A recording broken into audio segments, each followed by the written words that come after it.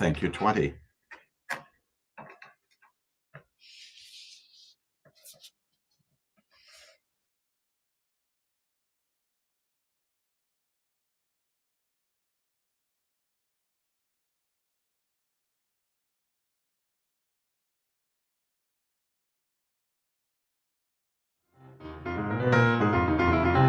Welcome to Amicus, a law review with Jim Santelle, Civic Media's weekly review and discussion of some of the most significant news stories in the areas of law, government, courts, and the aspiration for justice. And now, here's your host, Jim Santelle. This is Amicus on the broadcast stations of Civic Media, and I am your host. My name is Jim Santelle. This hour and next hour as well. This, as always, is our weekly weekend review of all things justice-related, government-related, rule of law-related. We take our name Amicus, sometimes referred to as Amicus Curiae, a friend of the court, but a friend of the community, providing you with helpful information to enable you to assess, to evaluate, to examine the world around us, including especially those topics in the areas of justice delivery and the rule of law. This weekend's broadcast, no exception to that commission. Delighted that you have chosen to join me and my producer Max for some portion of this weekend, and that includes your comments, your questions, especially your inquiries, your quizzical matters that you want to bring to my attention. You can do that in a couple of different ways. You can always call in at 855-752-4842. That number once again is 855-752-4842. Max always reminds me as well that you can be in touch with us by dropping a comment, your question into our chat box. And we encourage you to do just that. Be a part of our discussion, especially this weekend, as we have a great variety of cornucopia, if you will, of rule of law issues to discuss. Lots of things going on, some of them related to matters that we have talked about in recent weeks and months, some of them brand new from all places on the face of the planet, including right here in the state of Wisconsin. What are we going to be talking about this edition of Amicus, a law review? We are going to start our discussion right here in the state of Wisconsin, talking about a latest important decision by our Supreme Court. Sounds wonky, I know. Sounds lawyerish, I know. And that's because it is both of those things. But it is also much more. It's also about administrative rulemaking. And yes, indeed, the balance of power authorities between the legislative branch and the executive branch, the Assembly and Senate, and our governor's office. Specifically talking about a major decision of our Supreme Court, once again split about who has responsibility for issuing, making, maintaining, enforcing rules in the state of Wisconsin. How is it that you can establish those rules, and how can you overturn rules that are presently in place? We'll talk about that. It also has as its core a significant LGBTQIA issue, and that is the roundly rejected notion of conversion therapy. That's at the core of that issue. And we'll talk all about what the Supreme Court did in both of those areas in just a few moments. We also have some other important news coming out of litigation here in the state of Wisconsin. A new lawsuit, another lawsuit, this one challenging, once again, the line drawing for our congressional districts, those folks we sent to Washington, D.C. to serve in our House of Representatives, not the Assembly here in the state of Wisconsin or the Senate. This is about congressional elections and line drawing for those. A new lawsuit taking on a different strategy, taking on a slightly different theory. It is fascinating. It is interesting. And it also reaffirms, from my perspective, this notion that, yes, indeed, it is good to develop a record on these cases. And by that, I mean starting in the trial court, where you can have a hearing and you can have evidence and you can present information to a judge or a jury about the merits of the case. That can be appealed then to an appeals court, ultimately getting to the Supreme Court, but not beginning in the first instance at the highest court. We see that a lot, or at least attempts to do that here in Wisconsin. We see it a lot with breakneck speed in these recent months and years in the federal government as well, as our United States Supreme Court takes on with greater rapidity this great number of emergency applications coming right to the Supreme Court to stop what's going on at lower courts before those lower courts have had the chance to do what? To develop the record I'm talking about. So we've got some interesting things happening here in the state of Wisconsin. New litigation, new Supreme Court decision. That's all right here in the state of Wisconsin. There are also things going on in other places of our nation, and that includes in Central California. We'll talk about a major decision by a federal district court judge just on Friday of this past week, telling the federal government that they cannot, in fact, engage in racial profiling, telling law enforcement generally cannot engage in arresting citizens, residents of Los Angeles based upon racial perceptions, and instead need to have the reasonable suspicion that must provide a predicate for every single non-warrant-based arrest in America. We'll talk about the reason why that's important, especially in Los Angeles. Yes, once again, we'll talk about why that particular judge entered the order, the injunction that she did with respect to law enforcement.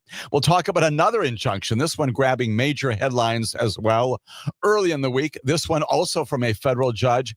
He is in New Hampshire, and he has, yes, once again taken on this birthright citizenship issue, and whether or not a single federal judge can stop the president's executive order of way back on the first day that he was in the first day in office of this present term, whether a federal judge can enter a national injunction. We know that the Supreme Court has said you can't do that.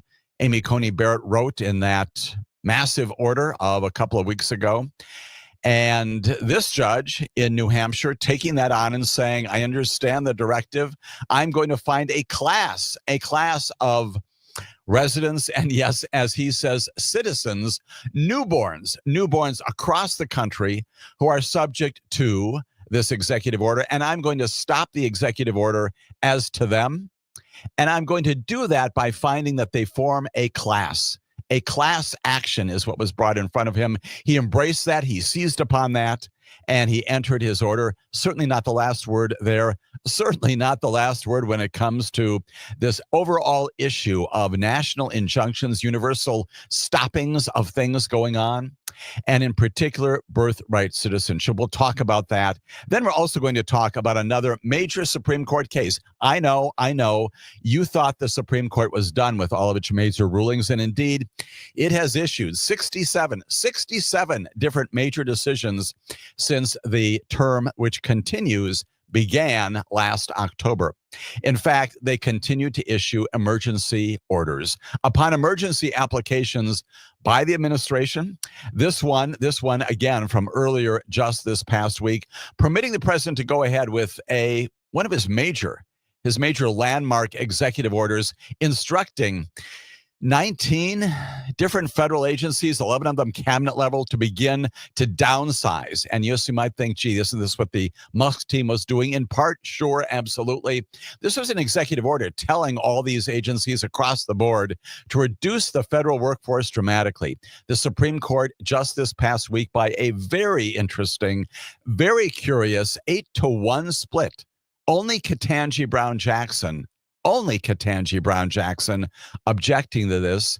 The Supreme Court saying, go ahead, Mr. President, you can do just that. And sure enough, within days of that order being issued, we've got reporting coming out of the United States Department of State, confirmed by our Secretary of State, Marco Rubio, of thousands of people now being fired, terminated in the State Department, both there on C Street in Washington, D.C. and around the world. Probably no fewer than about 3,000. Yes, 3 followed by 3 zeros. 3,000 employees of the State Department alone, probably in the next days and weeks, maybe months, going to be terminated from their jobs. We'll talk about what the consequences of that major Supreme Court emergency ruling, once again, without explanation, without description of the reason, what that contemplates for America, for the federal agencies going forward, why it is once again a major victory for the administration attempting, depending upon how you interpret this, either to change government dramatically, downsize it,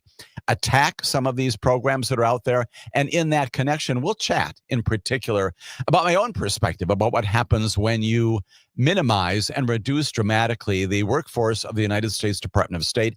I will recall some of the experiences that I had for about 2 years when I was in Iraq at the embassy in Baghdad, other places around the Republic of Iraq, with those State Department folks. I'll talk with you about why their presence there, understaffed dramatically. I know that sounds controversial. Understaffed, however, dramatically in trying to establish the republic, the democracy that, in fact, in the end, still exists today in the Republic of Iraq. They've got a parliament, they've got a president, they've got a prime minister, they've got a legislature, they've got people engaged in voting and elective politics there, in major part because of things that the State Department and its political entities and its democracy entities, and yes, I will immodestly say also the Department of Justice and our rule of law initiatives there also did a lot to promote. We'll talk about what the consequences are when you minimize and slash dramatically the role of the State Department, not just in Iraq, around the nation, and indeed in Washington, D.C., all of that coming out of the federal government just this past week. And then finally, we're going to spend some time talking about another favorite topic here on Amicus, a law review, and that is what's going on inside the Department of Justice. We'll begin with the announcement by our Attorney General, her name is Pamela Bondi, of a major lawsuit. The Department of Justice, your Department of Justice, yes, that's right, is suing an entire federal district court, the District Court of Maryland, maintaining that its recent actions with respect to the deportations and a temporary stay on deportations while the judges there have an opportunity to review petitions challenging deportations. Your United States Department of Justice suing the entire district court, all the judges there by name, saying you're in violation of the Constitution. You cannot do this. We'll talk about what that significant piece of litigation brought in the Maryland court, now transferred, of course, to another district because the very defendants in that case are the judges in that Maryland court. We'll talk about that. If you're scratching your head, so am I. We'll talk about what that means. We'll also talk internal to the Department of Justice about many of the things that are also a part of the rule of law news of just past week. We see that the Deputy Attorney General, Todd Blanche, and the Attorney General, Pam Bondi, this week beginning to fire more January 6 prosecutors. We know in the past that they have let go many of those who were on a probationary, non-permanent status. Now we see for the first time the termination of long-standing criminal prosecutors who have had the capacity before to engage in this kind of prosecution work. They have been fired this past week. We'll talk about what that means. We'll talk also about these reports about tumult generally inside the Department of Justice having to do with polygraph tests administered arguably to law enforcement supervisors, FBI supervisors around the country. Even more significantly, this apparent battle among the Deputy Attorney General, the Attorney General, maybe the Deputy Director, the Director of the FBI, involving all sorts of things, including what happened inside the Department of Justice at the time. Recall that one well, that has animated much of our news. We'll talk about all that. We'll talk about some disclosures related to declarations and positions taken at the time of the president's decision to suspend the law. Remember this way back when on TikTok, that legislation to prohibit their continued involvement in American life. We'll talk about some things revealed inside the Department of Justice and more, all of that coming up on this edition of Amicus, a Law Review. Stay with us for that important discussion.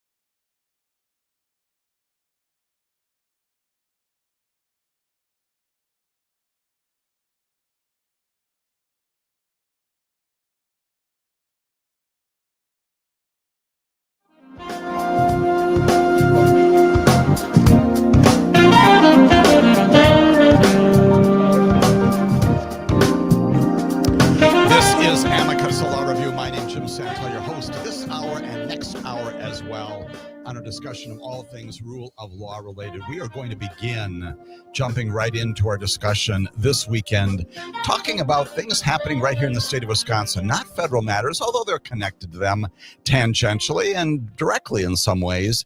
But we're going to spend most of our time in this next segment talking about two major things that happened right inside our state, both of them rule of law related, both of them about predicate issues, but actually having instruction for all of us with respect to larger topics about how we litigate, how we understand justice, how we administer that through the courts. Let's get right into that as well. You may recall well that we and other broadcasts talked a lot about this major decision of a couple of weeks ago, right before the 4th of July, the Supreme Court finding that this state abortion ban that was enacted way back in 1849 no longer in effect. The Supreme Court saying, even though it's been dormant for 5 decades, all sorts of things have happened in the interim to make it clear that the legislature no longer regarded that particular ban as being in effect. And because of that, all the subsequent litigation, all the subsequent orders about how abortion can, in fact, be effectuated and accomplished in the state of Wisconsin means that 1849 law never in effect, at least not in the wake of the 2022 decision coming out of our federal Supreme Court that overruled Roe versus Wade, places in effect the Dobbs decision, which says there is no federal privacy right, no constitutional right to abortion. Now our Supreme Court, a couple of weeks ago, our state Supreme Court saying that here in Wisconsin, that old 1849 law not resurrected, not revived, abortion legal in the state of Wisconsin because of all of the legislative actions by our Assembly, by our Senate in that period of time that make it clear that the law was not in effect. Now we've got another major case coming out of our Wisconsin Supreme Court that also has a lot to tell us about the rule of law, how we stand in America. This one having to do, underlying the decision, is all about a thing called conversion therapy. We'll get back to that in just a moment. It is significant as a core issue and what that means once again in the state of Wisconsin. But we're also going to talk about what the larger implications of this Supreme Court decision are. Wisconsin Supreme Court just this past week, approving this past week, the decision by our governor, Tony Evers, to go ahead with a rule that bans conversion therapy. And that's the core of the decision. But it's actually more interesting and more complicated than that in both regards, both the substance of it and the procedural. Basically saying that the committee, a state committee, a joint committee, cannot effectively rule make. That's within the governor's purview, can't do that without the full consent of both houses of our state legislature. Supreme Court clearing the way for the state to permanently enact a ban, again, on conversion therapy, and this ruling that at the same time gives our governor a whole lot more power over how state rules and procedures and practices are enacted. The court specifically ruled, again, right down so-called partisan lines, that a Republican-controlled legislative committee's rejection, its decision not to go ahead, not to approve the governor, the administration's rule on conversion therapy, that would effectively ban that practice here in the state of Wisconsin, was unconstitutional. Again, that ruling has major implications for conversion therapy, which again now continue to be banned in the state of Wisconsin, but also broad impact on how it is that power is delegated and relegated between the two various branches of government, the legislature and the governor as well. The legislature cannot block the enactment by rules announced by the governor that carry the force of law. Basically, let's go back to the core. What is conversion therapy? Where does this begin? Well, it is known again as conversion therapy. It's been out there, regrettably, for much too long a period of time. It is this scientifically discredited. Virtually every, and probably I can eliminate the word virtually from that sentence, every single legitimate medical authority has discredited this notion, this practice of using some therapies to convert somehow LGBTQIA people to heterosexuality or traditional gender expectations, whatever those might be. The practice has been banned because of its medical inadequacy, the fraudulent nature of that practice in about 23 states in the District of Columbia. And there are an awful lot of folks out there that say that not only is it ineffective, but it's actually affirmatively harmful. Again, medical authorities saying this is not something that any forward-looking and a significant entity, including states and municipalities, other units of government, should in any way embrace. Advocates seeking to ban that practice wanted to forbid this mental health practice and prohibiting professionals from pursuing it across the country. And they've been successful in doing that. Interestingly, as a side note, just in March of this year, the United States Supreme Court indicating that this remains, believe it or not, yet another issue that they're taking up, agreed to hear a Colorado case that challenges whether the state and local governments there can enforce laws banning conversion therapy for LGBTQIA children in that state. So this issue isn't going away anytime soon. But at least now in Wisconsin, by virtue of what the Supreme Court has done, that is to uphold the rulemaking authority of the governor and the administration to ban this kind of discredited therapy. Now it is banned in the state of Wisconsin as well. Interestingly, both in 2019 and 2020, the Wisconsin Professional Licensing Board, recognizing the inadequacy, the fallacy of this particular treatment, had, with the involvement of therapists and counselors and social workers and medical providers, proposed this rule that listed conversion therapy as unprofessional conduct, right? But the legislature's very powerful committee called the Committee for Review of Administrative Rules had blocked the proposed rule twice, most recently in 2023. The rule was effectively in order in 2022, took effect again in 2024 when the legislature adjourned without permanently suspending it. And that leads up to what the Supreme Court had in front of it this past week. We'll tell you what they did with that procedural history as Amicus, a law review, continues.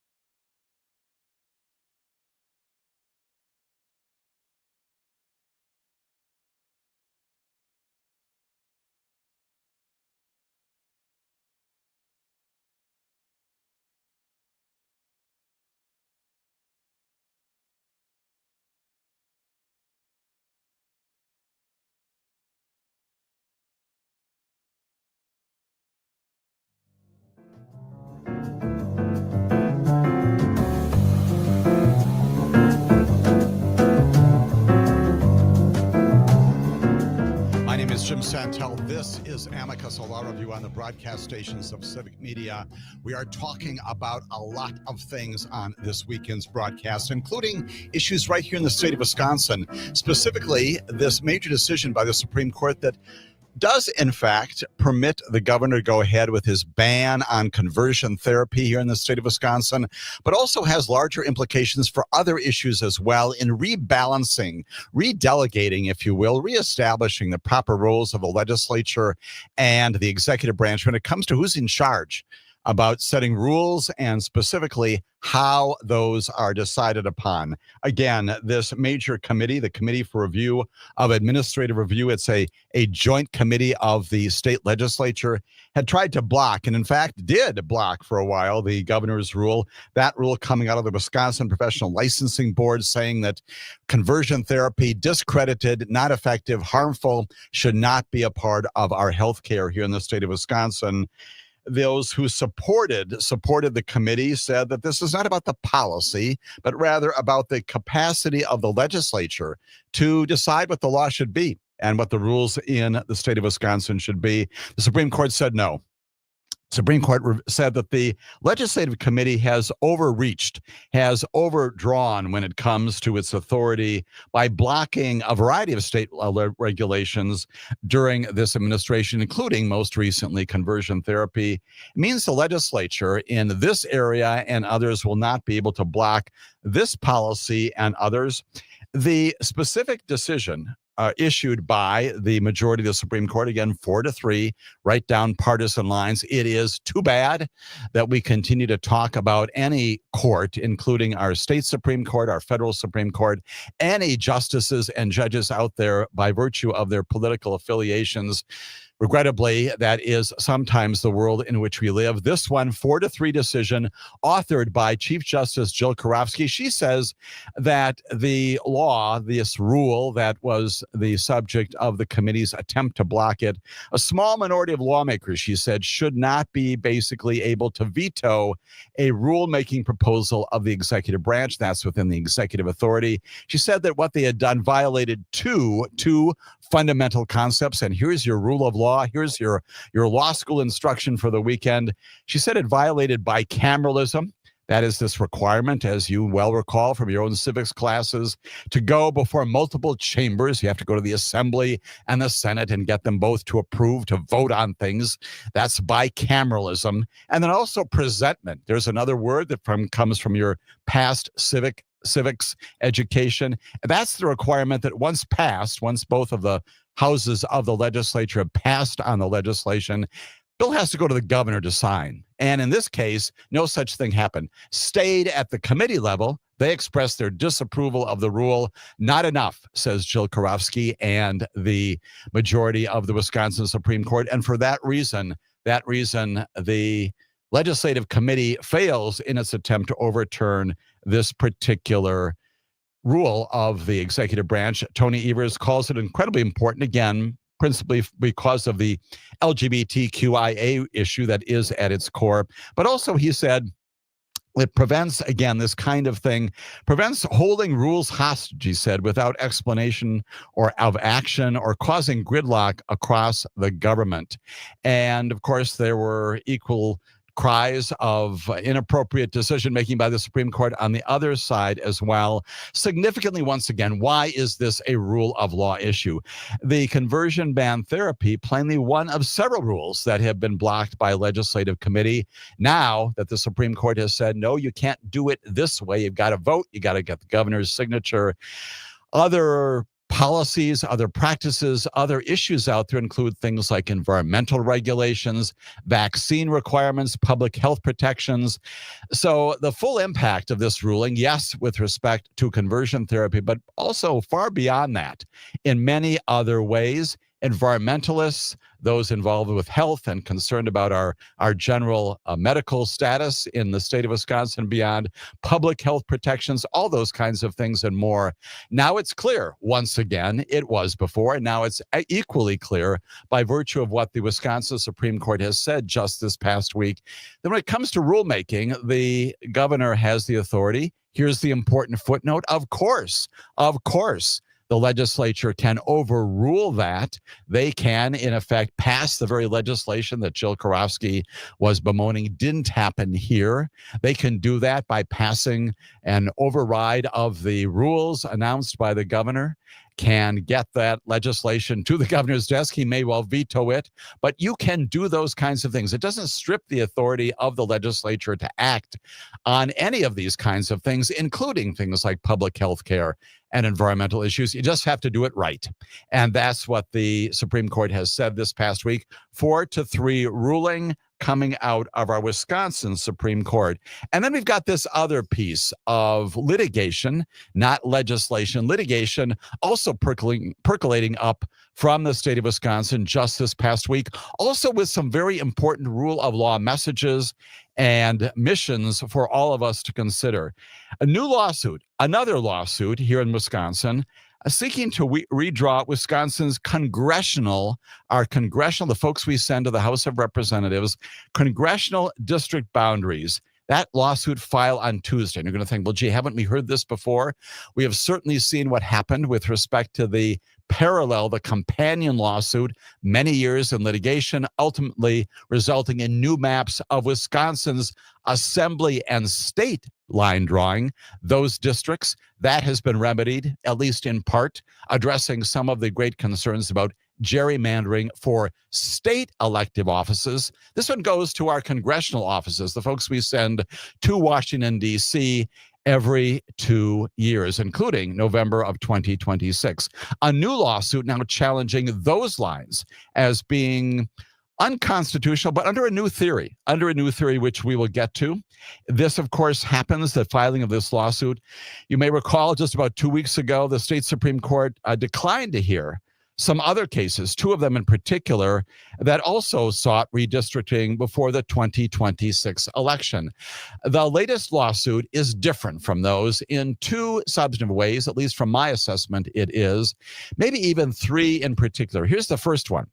The lawsuit is brought by a bipartisan coalition of business leaders. And the reason why that is significant, of course, as we have talked before, what is the connection between business and the rule of law? Why do you want to have business leaders involved in government, including the courts, but also in the legislature? Well, we know that the rule of law and the administration of justice, whether it's legislative, executive, or in the courts, the rule of law is important to sustaining business, right? And if, in fact, you can rely, whether it's in the state of Wisconsin or other places, on the enforcement of contracts, maybe specifically in courtroom settings, but also by the legislature passing laws that are not necessarily favorable to business, but ensure that their interests are heard and supported. If, in fact, the governor, the executive does the same kind of thing, if the government basically, I don't want to say is pro-business, but instead of that is of a view that business is a good thing and commerce is something to be embraced for the livelihood or economic livelihood of our nation and of our state, then you've got encouragement for business to act, to move, to be present here, all those good things. So you've got a coalition, by the way, a bipartisan coalition, a subset of this first important point. It's Republicans and Democrats, businessmen coming forward and saying it is good business for us to have good representation from Wisconsin in the House of Representatives. An interesting theory, right? That business supports that on a bipartisan nature. The second thing that's important is, unlike these other lawsuits that seek to hopscotch over the lower courts, the district court, the circuit court, the appellate court, this particular lawsuit does it right.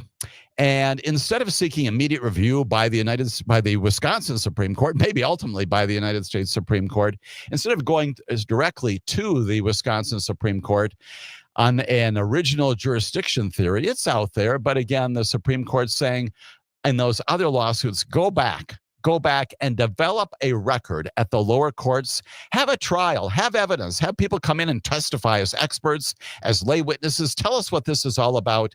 That's the way our judicial system works. Have a judgment entered by a lower court that can then be reviewed by an appeals court, Typically, appeals courts in the state of Wisconsin and other places are viewed as error-correcting courts. They will look at lower courts and say, gee, you got this wrong, you got this right, and we will make a review of the lower court decision based upon the analysis of that lower record, and then ultimately comes to the Supreme Court to determine whether or not those lower court rulings are accurate or not. That's the way it should be pursued. And that's effectively, as I read it, what the Supreme Court has been saying.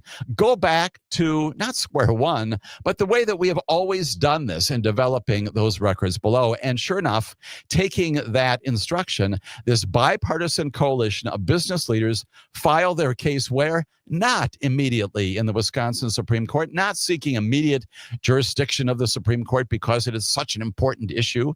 It may well be, and it certainly is, but they file it where? In Dane County, in the circuit court there, rather than directly with the Supreme Court, as those rejected cases saw in the witnessing of the resolution of those. It is significant that this lawsuit will therefore take a more lengthy journey through the courts. Again, the trial court, the Dane County Circuit Court, will schedule proceedings, pretrial proceedings, trial proceedings.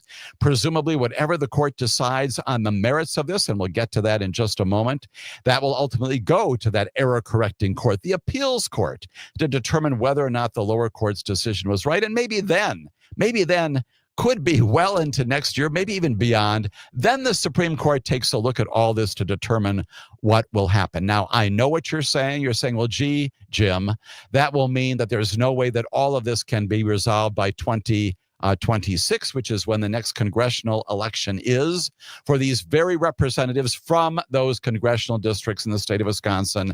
And yes, that's right. And that is in part the reason why those other lawsuits were brought immediately to the Supreme Court to get expedited action from the Supreme Court. Here, I would advocate that they're doing this correctly, regardless of what you think about whether or not these lines for congressional districts should be drawn, redrawn, how they should be crafted. It is good to develop, for the interests of justice and the rule of law, good government, as we did in those other cases. It is good to develop this kind of record and have evidence and have people engaged in, if you will, the adversarial process to get to a result that may not be perfect, may not be exactly what you want, what I want, what all of us want, but nonetheless is a product of this judicial system. The Wisconsin Business Leaders for Democracy argue in their new lawsuit, again, in Dane County, beginning with a trial court, not at the Supreme Court, that Wisconsin's congressional maps, sending those folks to Washington, D.C., are unconstitutional, not because of racial gerrymandering, not because of political gerrymandering, but because of a cousin to those theories, if you will, because they are anti-competitive. They're anti-competitive. They're not promoting competition among the candidates for those positions, and therefore they accomplish an anti-competitive gerrymander. Not surprising, coming from business people, right, who are concerned about competition. Things like the Sherman Antitrust Act, the Clayton Antitrust Act in our nation's history to ensure that competition is encouraged. Those laws are supposed to be enforced by our Department of Justice, and indeed in the state of Wisconsin, we also have a Department of Justice that ensures there's competitiveness among businesses. That's the theory that these businessmen adopt and approach in their new lawsuit. And when we come back, we'll tell you more about a statistic that animates the lawsuit and what this is all about for the future of Wisconsin. We'll continue that discussion right here on Amicus, a law review.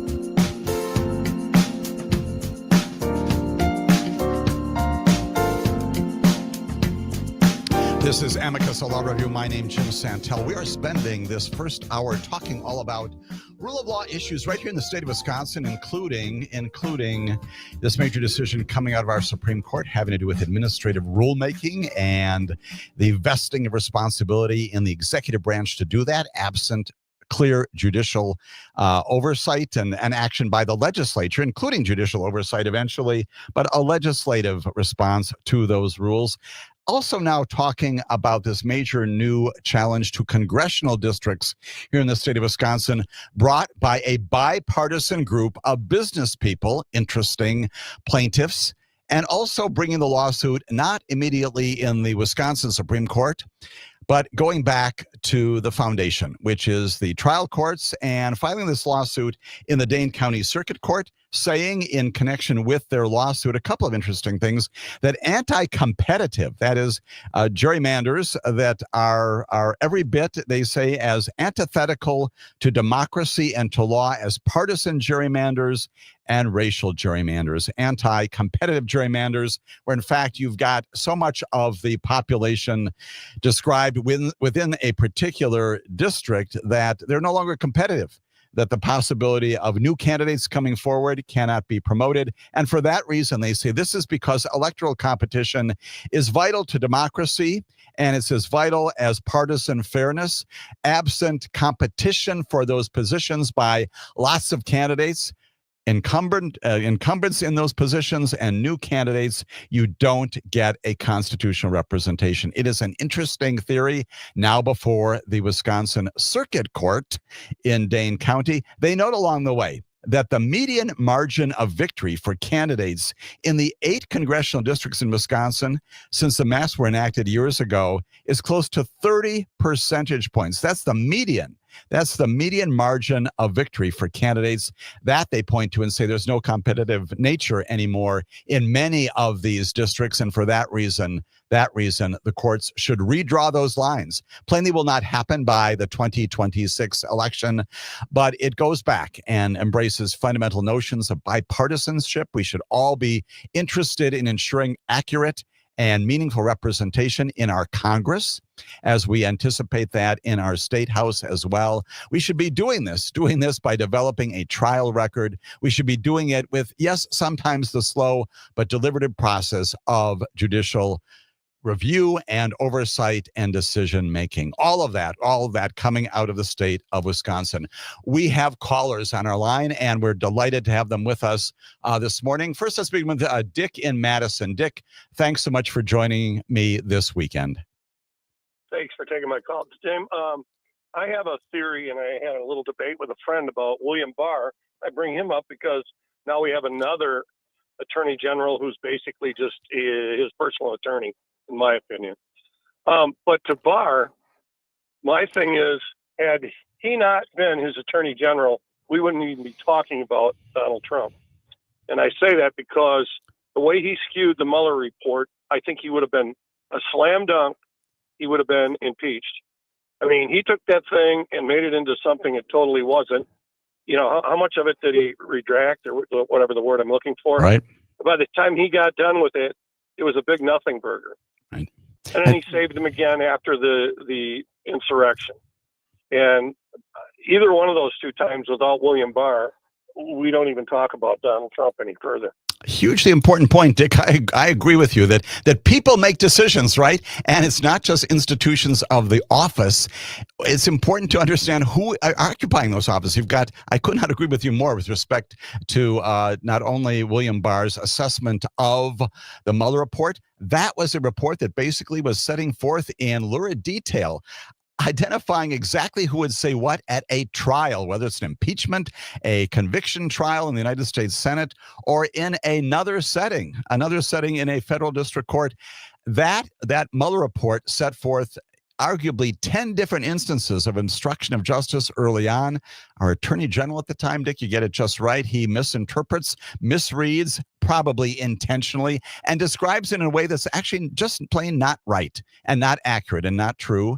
And again, the Mueller report, the full Mueller report, is out there. You can read it, and you can come to the conclusion that indeed there was a basis to go ahead to impeach this president way back in the early portion of his first term for the things that he had done, obstructing justice. Certainly the insurrection that happens afterwards. Of course, that's January 6th, just at the end of Donald Trump's term. There we were beginning to build again, as Jack Smith did, this case against Donald Trump. Basically ran out of time, and the next administration determined that they could not go ahead for reasons that are also troubling to me, and anticipating the arrival of the Trump administration, dismissed that case too. Lots of things based upon history. And again, we think about those different timelines, Dick, that could have been changing the very nature of our democracy today if our elected officials, our appointed officials, in the case of an attorney general, whether it's Bill Barr or Merrick Garland, if they had made different decisions, our world would be different today. Appreciate that comment so very much, Dick. Also hearing from Jack in Merrimack. Jack, your comment or question? Yeah, I'm looking at, I can only assume it's a press release from Republican Senator Tomczyk. It says for immediate release. And one of the statements on this is about the Wisconsin Supreme Court ruling on the legislative oversight. Yes. And he says, quote, this ruling is, and this is a quote, a dangerous overreach that undermines the fundamental checks and balances in our state government. You talk about a flat out lie. What we have here is legislative action that's established agencies. Those agencies then hire people who are experts in the field. And I know, because I've taken some of those civil service exams. I've been offered a couple of times a job. And it takes, you have to know what you're doing. You do, right? And it's Jack, to your very good point, it is not a legislative overreach, as Mr. Tomczyk says. It's just the opposite. It's a reaffirmation of the rule of law here in the state of Wisconsin. Appreciate very much that observation as well. When we come back, we'll go to the United States Supreme Court and other things in Washington, D.C. All of that here on Amicus, a law review.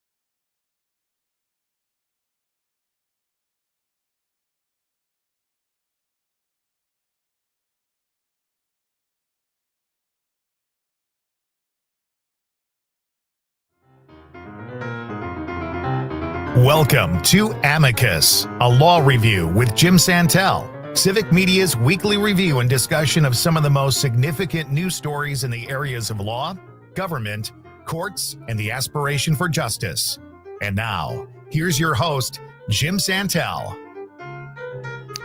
This is Amicus, the second hour of Amicus here on our weekend review of all things justice-related, rule of law-related, government-related. My name is Jim Santelle, your host for this remaining time together here on the broadcast stations of Civic Media. We spent the first hour talking about Wisconsin-related rule of law issues, in particular, this major decision by the Wisconsin Supreme Court reestablishing, if you will, reaffirming the balance of powers between the legislature, specifically a committee, and the governor when it comes to rulemaking has great impacts, not only on the underlying issue there, having to do with conversion therapy, but many other areas of our common interest, many things in debate in the legislature in our state as well. Appreciate very much the comment from Jack bringing to our attention that one of our legislators already condemning that decision by the Wisconsin Supreme Court as a dangerous overreach rather than simply re-affecting and reestablishing the balance of powers. A fascinating review of exactly what the Supreme Court is and is not doing. Appreciate very much that reporting, Tom, and also Dick calling in, underscoring a common theme here as well, that all of these decisions made in the end by human beings, underscoring the importance of voting, because it's through voting that people end up in our legislature and end up in the state house, the governor's house, end up in the White House and the Congress, and yes, indeed, on the courts, whether elected or appointed. All of that ultimately comes through voting. The importance of Dick's comment, which is not with respect only to attorneys general like William Barr, but all of our elected and appointed people. Whoever we send to Madison, to Washington, to our local school boards, to our county boards of directors, boards of commissioners, those kinds of things, whoever we send there, they are human beings. And for that reason, our democracy is dependent upon the quality, the integrity of the people we send there. That may seem very obvious, but it deserves reaffirmation at a time when we are looking a lot at what our nation is all about. We are defined, yes, by the institutions, by the structures that are in place, but from generation to generation, we're defined by the people who occupy those positions, who take those seats. And if we make decisions to put people in those positions who are not reliable, do not have integrity, do not have the competence, the credibility, the mission to support and defend our safety and security, then we are all in trouble. Appreciate very much that observation, Dick, about our former Attorney General, but much beyond that as well. Appreciate well the comments and the inquiries and the observations made by those of you who are texting into our show as well. Mark from Prairie du Sac noting, very much anticipating the subject matter of this, our second hour. He says, I'm not surprised that among the other cabinet appointees, Tom Homan, who is the border czar, has violated his oath to the Constitution and said, in effect, that we don't need probable cause, let alone warrants. We can simply seize persons because of how they look, kind of thing. Mark notes that the founders specifically prohibited in the Constitution, opposing what King George was doing. Appreciate that comment, Mark. And making reference again to Tom Homan, maybe not a formal member of the cabinet, but again, the border czar. He's plainly a very significant senior official who has said in the past, although he walked it back a little bit, that federal judges do not have to be followed in their directives, their orders. And now again, saying where it's okay, as Mark has identified, that we can simply arrest people based upon how they look. And indeed, that gets us to our first issue of this hour. And before we do even that, want to also comment that Matt from Matt Middleton, a slightly different take on all this, the authority of the states and the federal government to act in certain areas. Matt notes, why can't state and local law enforcement block and stand up to federal law enforcement, even a militia? If it is the state's police responsibility to protect its citizens, Matt says, and follow the law, then why do they ignore the law enforcement that are breaking the law? I want to see that controversy resolved in the future. Matt, appreciate all of that. Again, the comments from Mark from Prairie du Sac and from Matt from Middleton, both of those lead into our next major rule of law story, breaking just on Friday night of this past week. And again, it goes to those issues of state and local and federal versus federal law enforcement. It is unfortunate to even have to be describing it that way. But once again, we see that a federal district court judge engaging in, yes, let's say the word together, an injunction. And again, you may say, well, didn't we prohibit those? The Supreme Court did not prohibit federal district courts from enjoining, from stopping the bad things, the unconstitutional things from happening in our nation. What the Supreme Court said is federal district court judges cannot make their orders nationwide. They cannot have effect, presumably, beyond the particular district, the particular parties even that are before a federal district court judge. And that particular rule, again, cutting out of that CASA case, Trump versus CASA, coming out of the Supreme Court of a couple of weeks ago, not violated by what happened in California. A federal judge on Friday, her name is Mame Frimpong. She is in the U.S. District Court for the Central District of California. That's basically Los Angeles, and plainly an awful lot of territory to the north and the south of Los Angeles as well. That's the specific district, the federal district in which Judge Frimpong serves and presides over cases. She says that she is blocking this administration from making indiscriminate immigration arrests in the Los Angeles area and from denying those detainees the right to counsel with their lawyers. Both of those fundamental constitutional rights goes to Mark's point about this notion of protecting people on the streets, protecting our citizens, our residents. You have to have more than just a sense that somebody might be a bad person because of the way they look, may be inclined to do something because of the way they may present. That is not the reasonable suspicion. That's the standard. The reasonable suspicion that law enforcement has to have before detaining, arresting somebody on the street.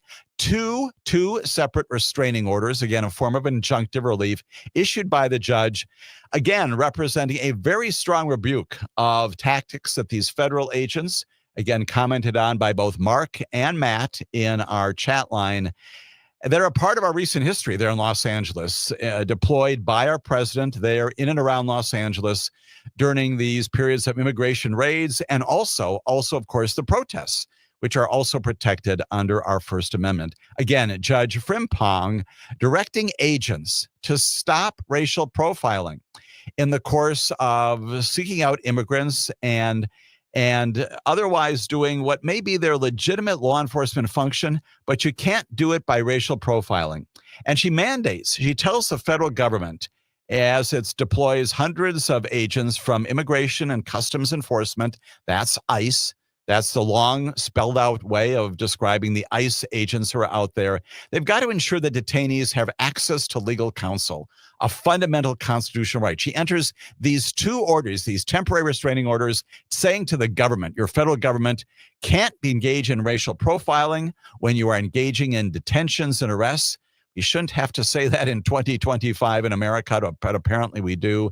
And second, that if you do arrest people, you've got to enable them to have access to counsel. Here's what the judge says in particular. She says, what the federal government would have this court believe in the face of a mountain of evidence presented in this case is that none of this is actually happening.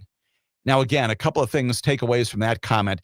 What she is reflecting on is the fact that she has had the very evidentiary hearing that we talked about, the reason why we have trial judges, lower court judges, because they can, in fact, take evidence. They do, in fact, hear from witnesses.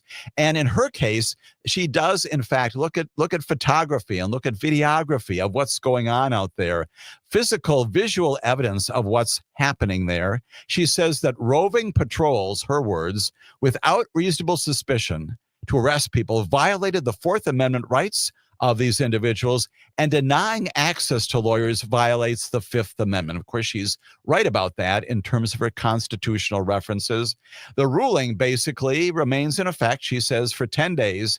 It comes in response to this lawsuit filed by some immigrant advocacy groups and led by the ACLU of Southern California and others in that area. A fuller hearing. Again, she puts this in place for 10 days. That's the temporary restraining order aspect of this. And she's going to have another hearing. And at that time, there's going to be even more evidence based upon, again, presentations by those people who are attacking what the federal law enforcement is doing with respect to these detentions and arrests, and also giving a chance for the government, the U.S. Department of Justice. That's our adversarial system, to present to her evidence this is not going on. If indeed she is wrong about that, our government has a right to show that that initial conclusion of hers is inaccurate.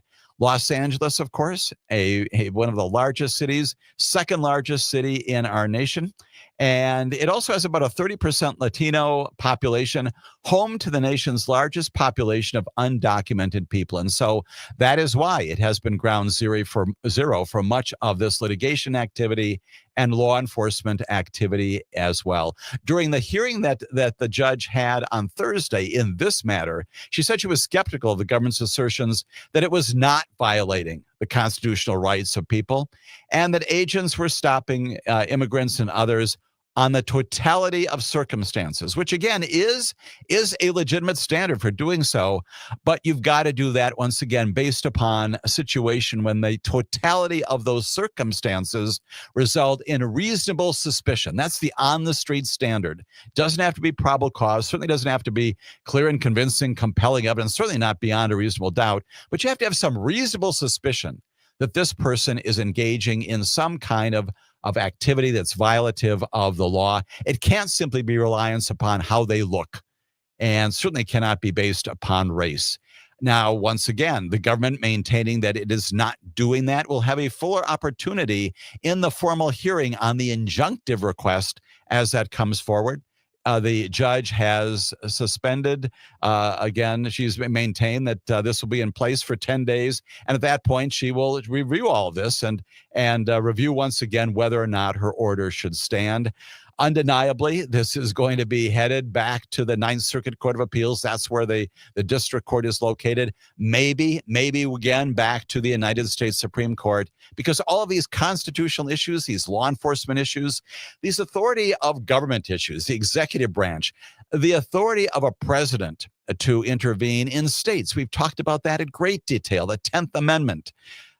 Setting forth for the states those things that are not expressly set forth in the Constitution. All of those theories wrapped up in this kind of order entered by the judge, Judge Frimpong, just this past week. She described the government's arguments in that case as very general, saying that they did not really engage with the high volume of evidence that the plaintiffs put in the record of these things that we've all seen and heard on the news. That's her preliminary assessment, again, based upon what she's already seen. More of that to come, coming out of the Central District of California. Again, not at all prohibited by the Supreme Court's decision forbidding national injunctions. Why? Because she's not applying it nationally. She's saying in Los Angeles, if there are federal agents who are out there, ICE agents who are making these arrests, absent that reasonable suspicion, that's in violation of the Constitution. Knock it off, she says. Don't do that. And also, if you do detain, if you do arrest people, you've got to afford them a right to counsel. That's fundamental. When we come back, we're also going to talk about another judge, this one on the other side of the country in New Hampshire, entering another injunction, this one a whole lot more broad, as Amicus, a law review, continues.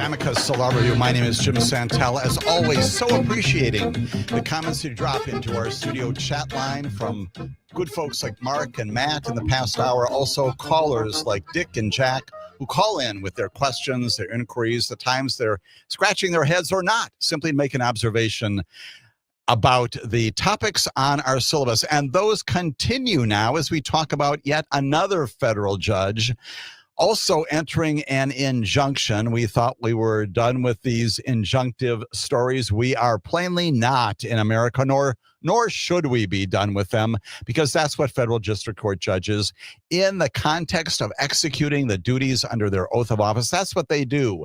They do many other things, of course, in civil areas, criminal areas, adjudicating all kinds of cases, but along the way, civilly, if in fact there are those situations where something has to be stopped as unconstitutional or dangerous or contrary to the safety and security of the community, they can in fact and do have the statutory and even constitutional authority to say stop doing that, and directing the parties before them to do just that, to abide by those rulings. That another issue about the extent to which this government, the administration, this Department of Justice, when told to stop doing something or to do something, that's also another form of injunctive relief.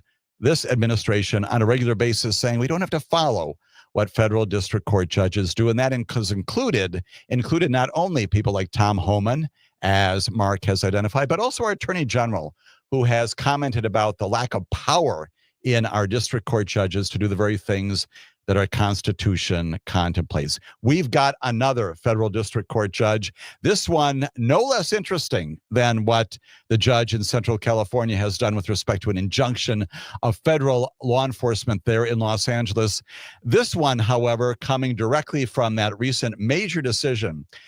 Again, probably the most significant decision coming out of the Supreme Court this past term that said no more national injunctions, from the pen of Associate Justice Amy Coney Barrett, saying federal, national injunctions no more, cannot be universal. You can enjoin people and parties from doing things, but cannot make it effective beyond your district, cannot make it effective beyond the lawsuit, arguably, in which you are resolving some claims. Federal District Court judge, his name is Joseph LaPlante, L-A-P-L-A-N-T. He's in the U.S. District Court for New Hampshire, the New Hampshire District Court there, the state and also the federal court in New Hampshire, blocking the administration from enforcing its very contentious executive order regarding birthright citizenship. And I know what you're thinking. You're thinking, wait, didn't we resolve this? And the answer, of course, is no. The United States Supreme Court, in that same decision from Amy Coney Barrett and 5 others in the Supreme Court, did not expressly resolve the issue of whether or not the 14th Amendment contemplates that if you're born here, you get citizenship.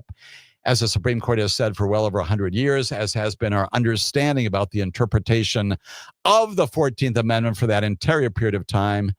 All of that now back in the news after the Supreme Court's decision. This particular judge, his name is Joseph LaPlante, U.S. District of New Hampshire. He stops the order, and he does it in this very interesting and legally focused way. He recalls as well, he notes that in Amy Coney Barrett's major opus on establishing this new prohibition on federal courts, that while they can't enter national injunctions, they can entertain and identify and certify what are called class actions. That is, a group of people, could be a smaller group, could be thousands, could be hundreds of thousands of people, could be millions of people, arguably, who suffer the same kind of consequences, called commonality. If they've got commonality in the things that they have suffered, their underlying claims are the same or roughly the same. If the legal premises for their challenges against what's going wrong or the reasons why they're bringing their lawsuit, if those are similar, it's called commonality. The judge can then do what's called certify the class, and then move on to the underlying claims against them, basically saying, here is the group of plaintiffs. Here are all the people who are going to be able to challenge whatever the defendants in a particular case are saying. So what does this judge do using that very language of the Supreme Court that specifically expressly enabled parties to pursue still class actions? What he does is he certifies a lawsuit as a class action. It's brought by the American Civil Liberties Union on behalf of some clients there in New Hampshire. And he basically says, I am certifying a class of all of the babies who've been born basically since February, which is when the executive order took effect.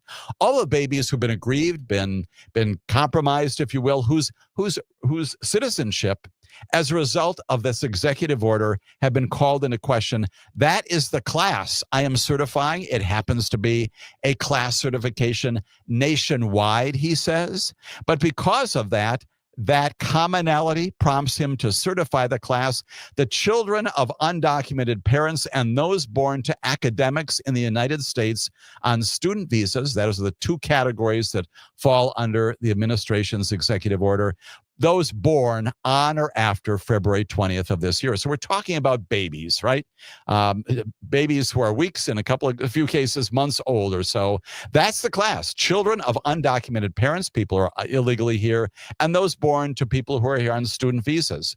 And he has certified the class and said, as to all of you in that class, nationwide, I am enjoining the enforcement of that executive order. The lawsuit, again, brought by the ACLU, filed among many other lawsuits within hours after the Supreme Court's decision of a couple of weeks ago that limited the capacity of federal judges, yes, including Judge LaPlante, to issue nationwide injunctions.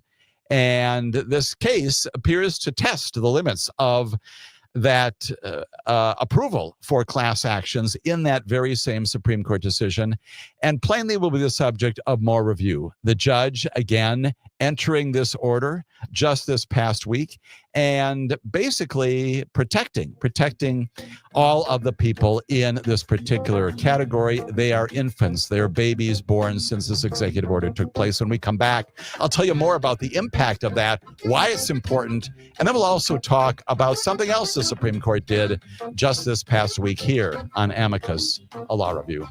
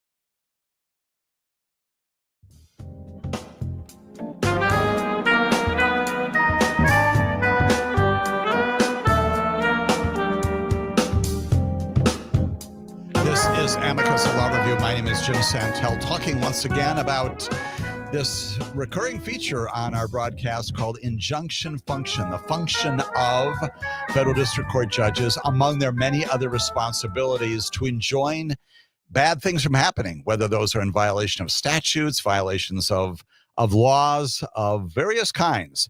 And indeed, that continues this past week. We've got a federal district court judge in Central California basically telling law enforcement, federal law enforcement, they cannot arrest people on the streets based upon how they look, cannot do racial profiling, have to have a reasonable suspicion for doing that. That's the law. It is unfortunate that we have to have federal judges taking their time and their attention, reaffirming what the law is in America, but apparently we need to do that, at least for our federal law enforcement, at least some component of it. And then we've got this federal district court judge. His name is Joseph LaPlante. He is in New Hampshire, who has taken up the invitation of the United States Supreme Court in that case called Trump versus CASA, C-A-S-A, and has said, I'm going to certify a class. And I'm going to certify a class of all those children of undocumented parents, that is people who have been here illegally, and the children of those born to people here on student visas, academics, in the United States on or after February 20th, which was the effective date of President Trump's executive order, affirming from the White House that those groups of people are not citizens. The judge this past week saying, no, they are, and identifying them by virtue of the commonality of their class, wherever they may be beyond New Hampshire, and finding that the executive order cannot be implemented as to them. Undeniably, this will be appealed, certainly already probably the pleadings on their way to the First Circuit Court of Appeals.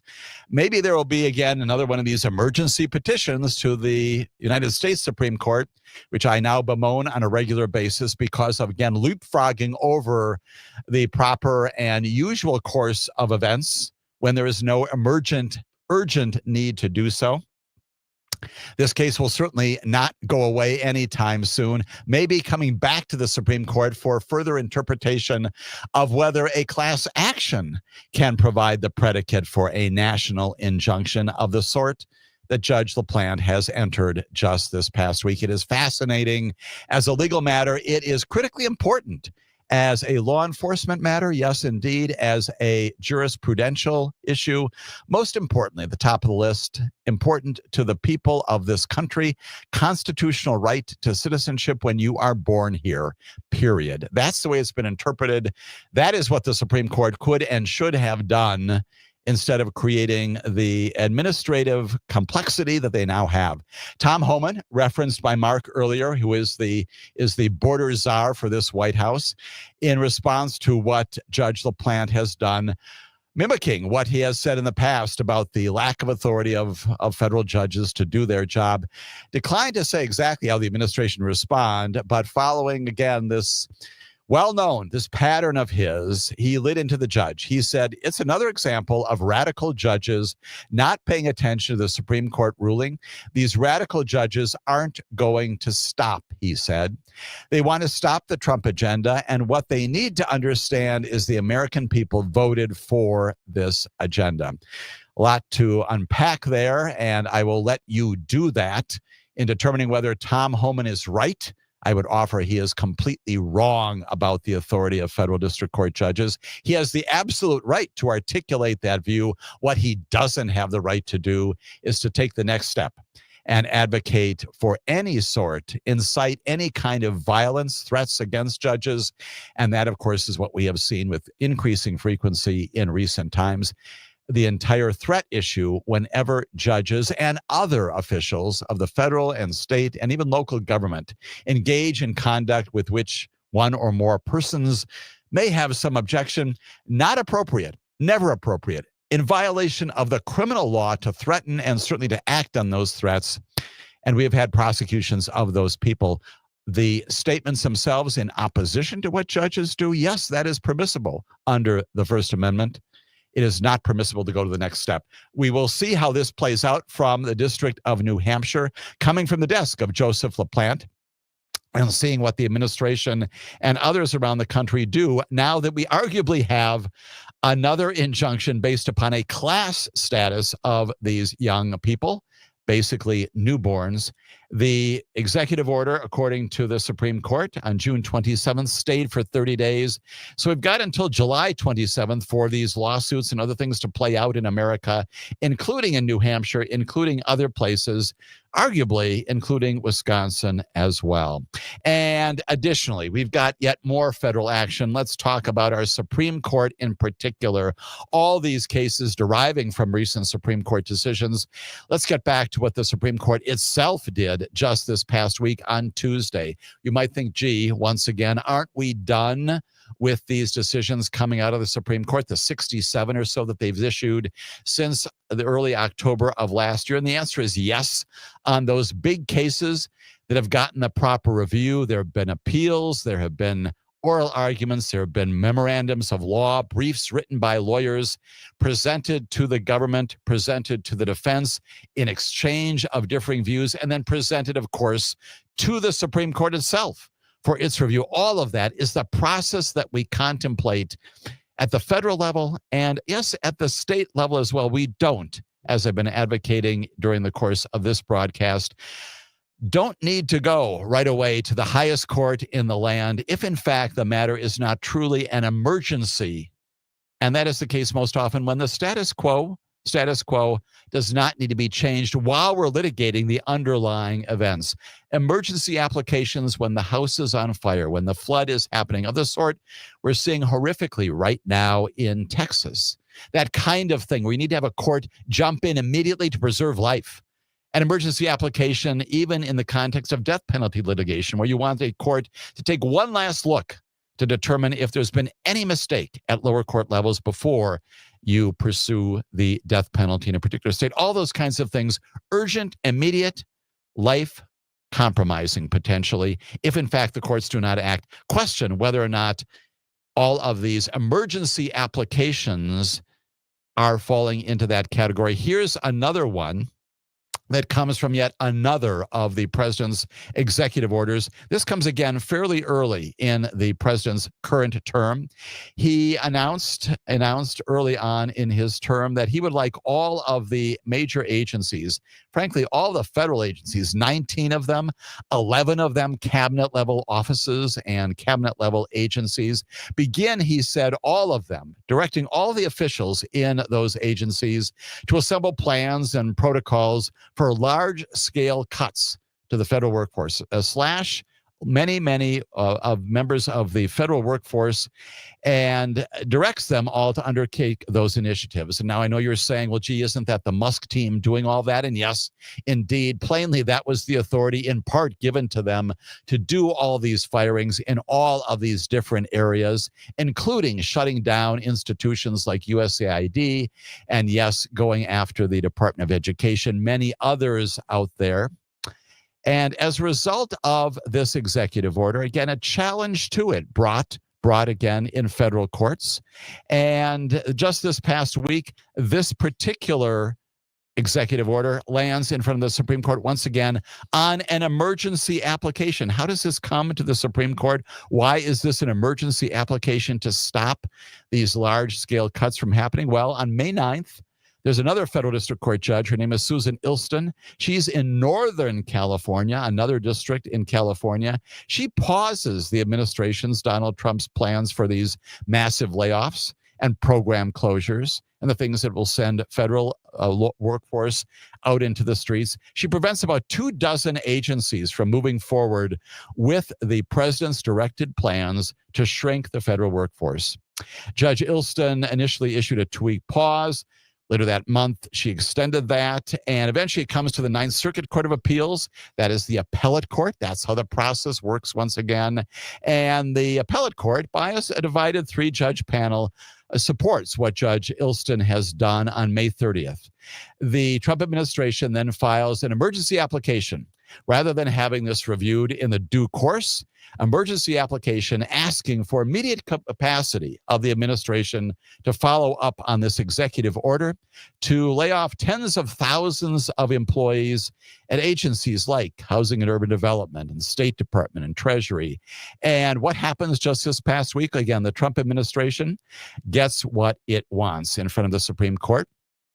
Typical of these emergency applications, what happens?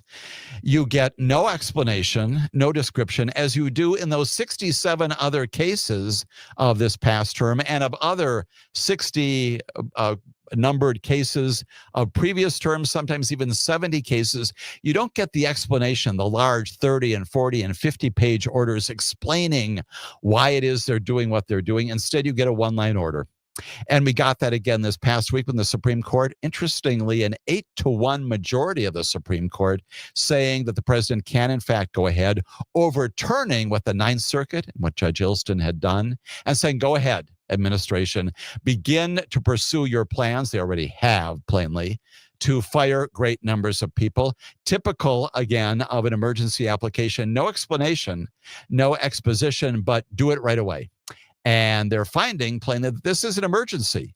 And for that reason, the president given permission just this past week to go ahead with all of these firings. Interestingly, there is one dissenting voice, only one this time. We don't hear from Sonia Sotomayor or Elena Kagan. We hear from Ketanji Brown Jackson. She wrote a public dissent, 15 pages. And she is sharply criticizing the court's decision.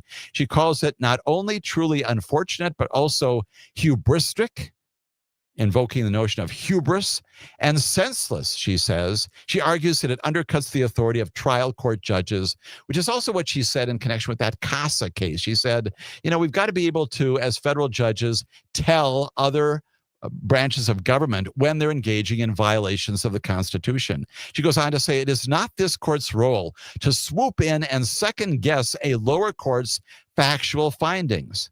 She said that no one seriously disputes the president's executive order would lead to enormous real-world consequences, including, she says, the dismantling of much of the government as Congress has created it, going back to this notion that it's Congress who can restyle federal agencies. The majority plainly does not agree with her. Here's what she says in conclusion. She says, what one person or one president might call bureaucratic bloat, B-L-O-A-T, is a farmer's prospect for a healthy crop, a coal miner's chance to breathe free from black lung, or a preschool's opportunity to learn in a safe environment. That's Ketanji Brown Jackson in opposition to what the Supreme Court has done, permitting this administration to go ahead with this executive order and show the door to literally tens of thousands of workers by virtue of the executive order entered by this president. We know, in effect, that has its direct effect. We have seen that just late this past week at the United States Department of State. We know that our Secretary of State has already announced previously his decisions to downsize the State Department, talking about the bloat in the agency for which he is now responsible. And we know that as a result of that, the Trump administration, not just by virtue of what the Supreme Court now is permitted to do, but these plans were already underway, downsizing the federal government, firing more than 1,000 State Department employees on Friday of this past week alone. You saw these pictures of people carrying boxes outside of the State Department on C Street, just a few blocks from, frankly, the White House and the Justice Department. And that's underway now. When we come back, we'll tell you more about the impact of that State Department action to fire all these individuals, and then do some rule of law snapshots. What's going on at the Department of Justice as well when Amicus, a law review, continues.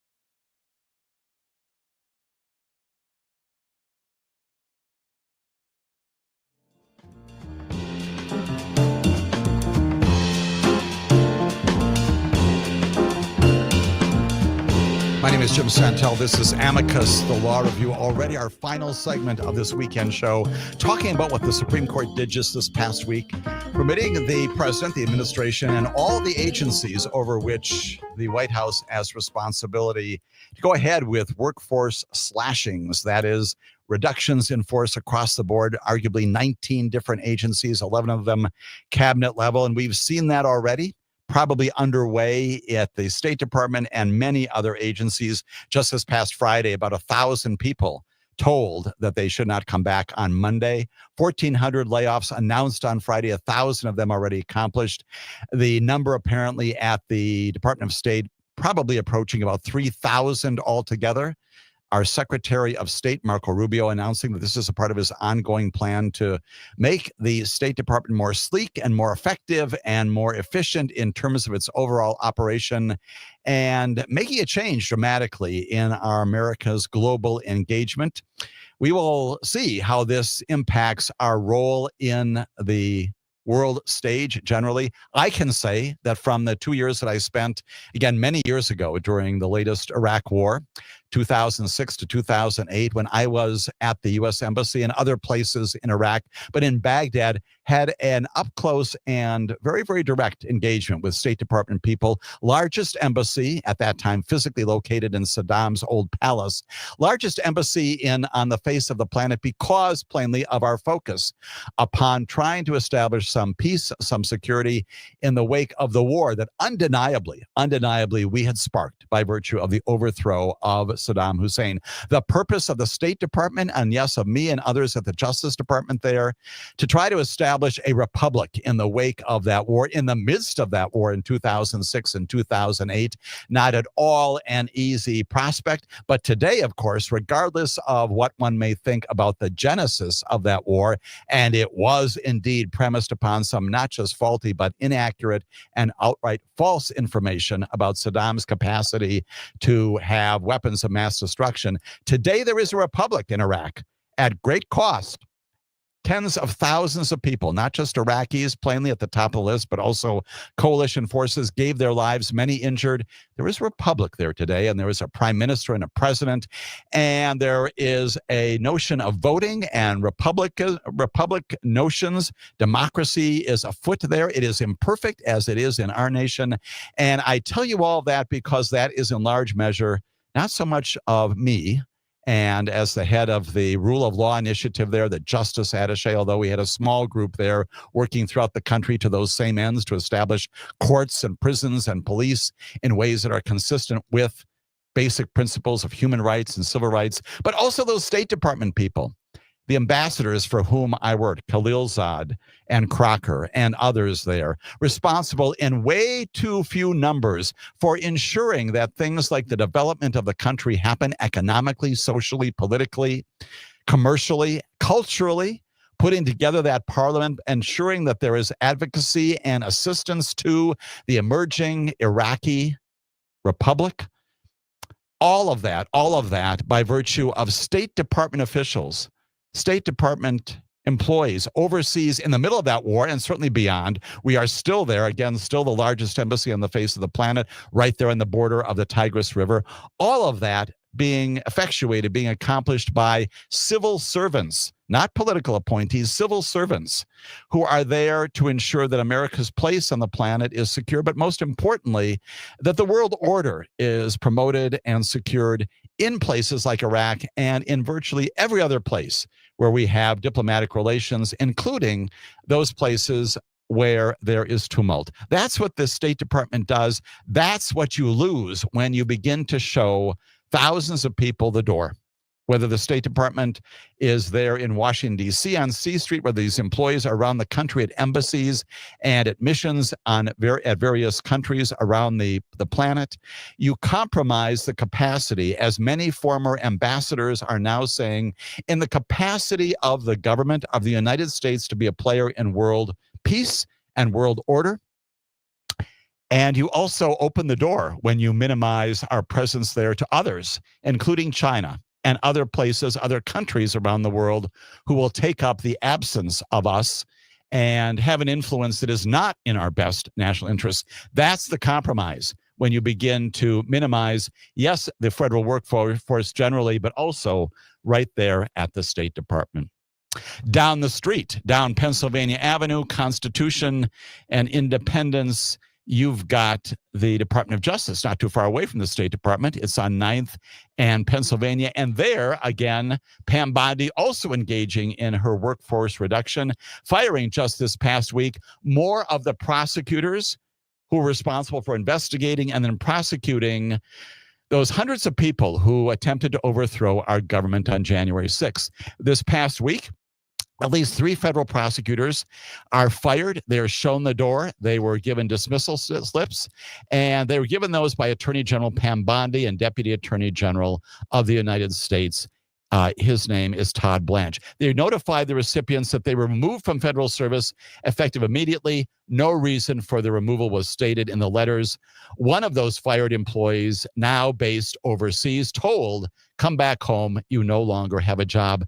At least 3 of them now at the Department of Justice. You know well that previously there have been other employees also involved in those prosecutions in the U.S. Attorney's Office at Main Justice who were previously fired. How are they different? Those were probationary attorneys. These now are attorneys who are there long tenured. These are people who had the experience and the background that we value in prosecution, whether it's for January 6th or other kinds of cases. We also know as well that there is great tumult generally inside the Department of Justice. We're still trying to figure out what's going on with respect to the Attorney General and Todd Blanche and the FBI. And Don Bongiorno, who is the Deputy Director of the FBI, Kash Patel, the Director of the FBI, rumors about their departures, all of that arguably going to be resolved in the near future. Not a good situation right now at the U.S. Department of Justice. We'll talk more about that and justice generally, and the rule of law generally, and government generally next weekend. Once again, join us next weekend here on Amicus, a Law Review. Have a good weekend, everybody.